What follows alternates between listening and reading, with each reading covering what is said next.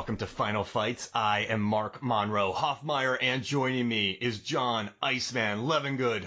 Man, I'm gonna get my butt kicked. Yeah. I mean, I don't know it for a full hour, but I'm gonna get my butt kicked. I just want everyone to know that while I'm recording this podcast, I'm also building a really beautiful bridge made of toothpicks while talking about this.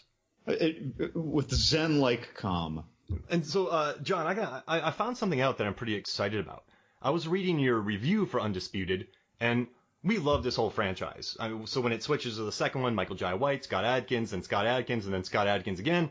But we both can say that we love the Final Fights. Maybe 4 is a little rough, but we love this franchise, correct? Absolutely. I mean, just adore it. We're big Scotty Adz fans.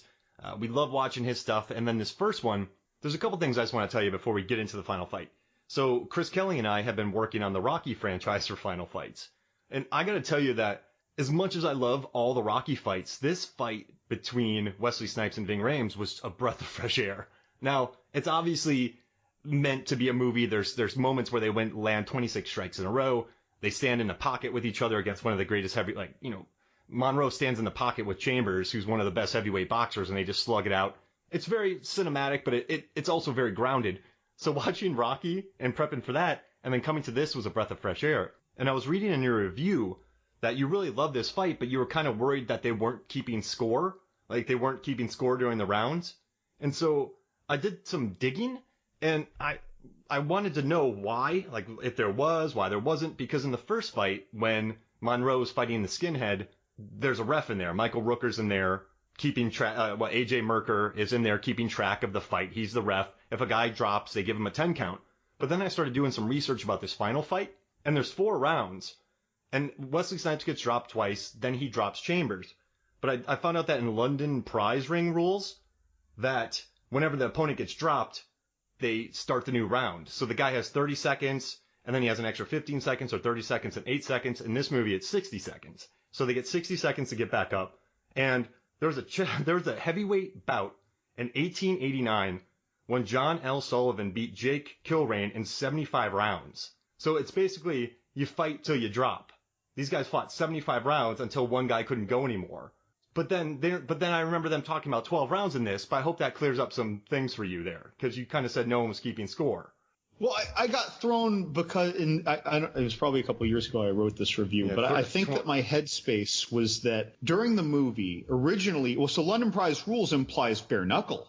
Yeah, but they adapted it, and they adapt it in London Prize as well. So they always made little adjustments to it. But the core concept of it is when you get knocked down, there's a new round until the guy can't go anymore. It's adapted. I just figured a little more short of a knockout. I just figured points would have come into play because we're using gloves, even though they're just the 6-ounce gloves. But there was a knockout, so it doesn't matter. Yeah, but I guess when you said the thing that kept it from being great was the points, and I was like, oh well, why weren't there points? So I researched this, and I thought it was interesting. I mean, I guess they were just going to whoever won, so I guess they weren't going to go to the judges, and they kept these rules. Right, there wasn't a set number of rounds. Yeah, and I guess they had talked about it, but when Monroe goes to Mendy Ripstein, Peter Falk, who gets 2 wonderful monologues in this movie, he's like, yeah, I want you to bare knuckle box, or 40% of the take, kid. And so, I don't know, but then they don't bare knuckle box. It's actually a boxing match. But no, that's why I like about this fight. I really did a lot of cool research about this. Like, I don't know, when you watch this fight, John, watching Ving Rhames, I know he's an actor, he's not a professional boxer, but the way he holds himself, I really love the way he held himself in this fight. He looks like a monster. And you know what else? This fight looked beautiful. And, we both love Rocky movies. I remember we both were talking about Southpaw after Southpaw came out. We've both seen the Creed movies and all that. We love these movies. And you are really into boxing, and I'm into otherwise fighting, and you're into other kinds of fighting.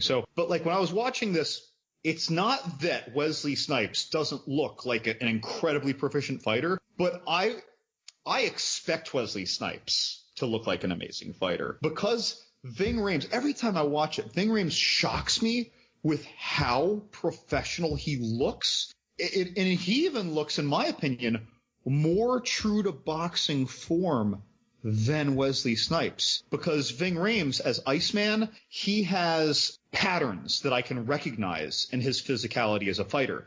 Wesley Snipes as Monroe actually doesn't. Wesley Snipes is too comfortable as a physical actor. So I think that instead of trying to adapt into boxing, he just felt so comfortable. He was just doing it. But I didn't see him favoring a side, leaning too much on one side. You know what I mean? It's not a bad thing. It just, Ving Rhames blew me away. Like, wow. And he had been training for 2 years prior to this. Because he pulled a Kurt Russell Soldier, you mean? Yeah, and well, he was going to be in a movie about Sonny Liston, and he had also been in Don King, so he's around. Obviously, he's Don King, but he had been around the boxing world, so he was training to be Sonny Liston in a movie that never got off the ground. So when Walter Hill picked him up for Undisputed, he was like, "Okay, I'm set." Thank God. Yeah, you can tell though. So I think my favorite aspects of these fights. It's 4 rounds. It's a really excellent fight, but I love it when the Steadicam is behind Chambers. So when it's behind Iceman, because you just see how, the way he holds himself. And obviously, he was a lot taller than Wesley Snipes in this. So what they did was, the stunt coordinator had Ving Rhames sort of hunch over. So, I don't know, the fight choreographer, Cole McKay, had Snipes fight upright and Rhames hunch forward in a crouching stance. So he and McKay would choreograph 6 or 7 movements, and then they'd improvise. And so they'd improvise until the tail end of each round, and then they would throw in a couple punches at the end to really box. And they didn't really use many body doubles. So neither actor used a body double. And they said the body shots are real, but real in air quotes. You're not going to take 5 days worth of liver punches. But I don't know, there's a scene in this where I noticed that there's this part where Wesley Snipes overextends on a left. And when he comes back, he puts his hands, as he overextends, Iceman comes through with a right to the body. And you watch some of these fights in Rocky, which I adore. I would give them all 120 out of 100 on a scale. They're amazing. But some of the punches in this Undisputed fight made sense. So you're watching these punches get set up, and you can almost see Iceman thinking. So, yeah, this guy just overextended. I'm going to hit him in the ribs. And I got goosebumps watching it because obviously it's a movie fight. It ends with a salvo of 26 punches, yada, yada, yada. But I really dug that the punches made sense to me. Sometimes you watch this movie and punches exist stylistically, and these punches actually made sense in a boxing world. And I love that about this brawl. Yeah, you saying that actually reminds me of why I wanted points way back when I was watching this before. I didn't think of it in this. It's because whether or not someone gets knocked on their butt, when they yell out a score, when they filmed this, very little advantage was depicted until someone was knocked on their butt. Yeah. That was why. It was so before someone was knocked on their butt, I didn't really know if that was surprising or if, they were already way ahead. Were you keeping score? I'm just so used to the Rocky movies and things like that. I was keeping score. You were keeping score. Yeah, and so I love in round 1 how Wesley Snipes comes out, Monroe. He comes out with this really great looking jab. And he lands some jabs, he's moving. But Monroe, or Iceman, starts landing some real powerful shots. So in every round, I would say Snipes definitely outlands. But Chambers, Iceman, lands heavier punches. So if we're looking at the first round alone, I would have to say that Monroe started off hot. But then Hutchens ends it with a knockdown. And in boxing, if you get that knockdown, most of the time it's a 10-9 round. So I'm going to give the first one to Iceman. The second one, just a lot of straights, a lot of jabs. And I love how Iceman moved forward and they called it a straight ahead locomotive style, which made me really happy. And they were talking about how Monroe tried to switch to a southpaw stance. He switched his stance and it didn't really work. And then again, it ends with an Iceman knockout. And then round 3, I would give to Snipes because he got the first ever knockdown of Iceman. So I keep messing them up. Monroe knocks down Iceman. I give him 3, and then he wins in the 4th which I love. There's no score in this fight, John. So all you get is, you have the announcer talking and the crowd noise. But I love when the score finally sort of sinks in, or some noise manipulation, and that's when Monroe gets rocked, and then it goes to silence. You don't get the announcer anymore. Then you get this beautiful 26 punch salvo by Snipes, and then it goes to black and white, and the dude just falls on his face. So I gave the 4th. So he wins, but it started with the first 2 rounds for Chambers, but then Monroe stepped it up with the knockdown in the third round, and then I'll give him the fourth because obviously he won. And when he finally knocked out Iceman, it made me think of who was it? When Clive Owen was knocking people out in Cinderella Man, like, yep, brain separated from his skull. Yeah, exactly. I mean, and you know what I like too? Ving Rhames is this big, strong, guy, but he took the role where he loses. But I like when he falls, he falls. When you see the aftermath on the overhead shot, I loved it. I thought the overhead shot was really strong, the way they filmed that. And you know what I kind of like about this fight is I was reading some reviews about this trying to get some perspective, and I kept reading the same things over and over, and I highlighted some of it. So I read one where Undisputed is a heaping helping of meat and potato cinema. It's just a straightforward movie about a fight at the end. And then Roger Ebert said, there's a kind of pleasure to be had from its directness, from its lack of gimmicks, from its classical form. So I think that's what made me really like this movie. Dude goes to prison. There's two boxers in who are really good. They get Vegas involved. It's not like the Green Mile. They set up a fight. They put betting lines on it, 40-1. They bet on it. A guy wins. He gets out of prison. Like, it's a very simple structure, but it works.